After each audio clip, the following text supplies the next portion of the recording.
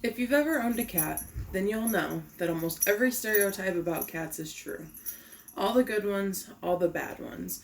From them wanting your attention all the time, to them wanting your attention at the worst times, to them always wanting to play, to them never wanting to play and just ignoring you from the same room. All the time. This is a story of how we got our quarantine cat, Nyla.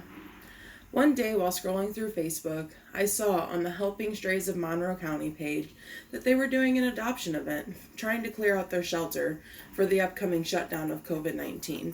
Basically, they were trying to get as few people in the building as possible on a daily basis, which I can completely understand.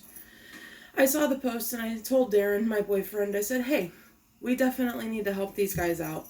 Let's go see if we can foster a cat. We drive to Waterloo from Redbud.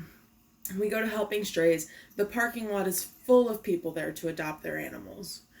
So we walk in, not really knowing what we wanted, aside from we wanted a cat that was kind of calmer for our lifestyle, perhaps a senior cat.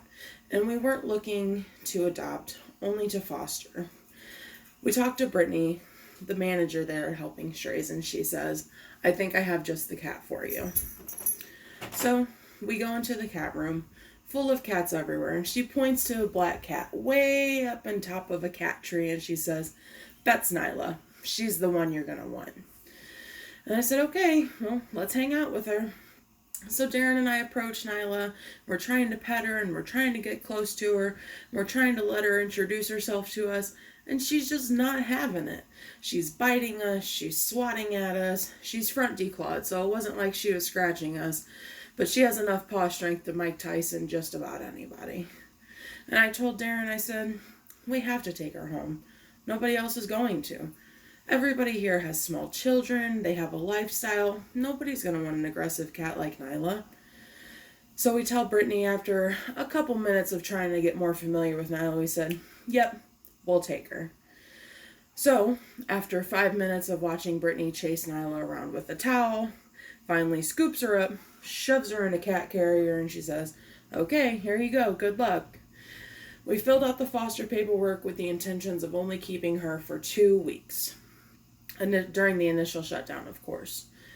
So we get her back to the apartment after we stop at Walmart, of course, to get all of her needs and all of her kitty belongings. We get her back to the apartment. We open her cage up. She walks right out. She's completely at home, makes the apartment her castle. So after 3 months, we decide that we are failed fosters, and we ended up adopting Nyla and keeping her forever. We actually still have her, of course, because we decided that that's what we were going to do, and keep Nyla forever. So here we are, failed fosters. And I guess the moral of the story is that if you're going to adopt a cat, don't always overlook the grumpy ones, because it turns out they could be the better ones.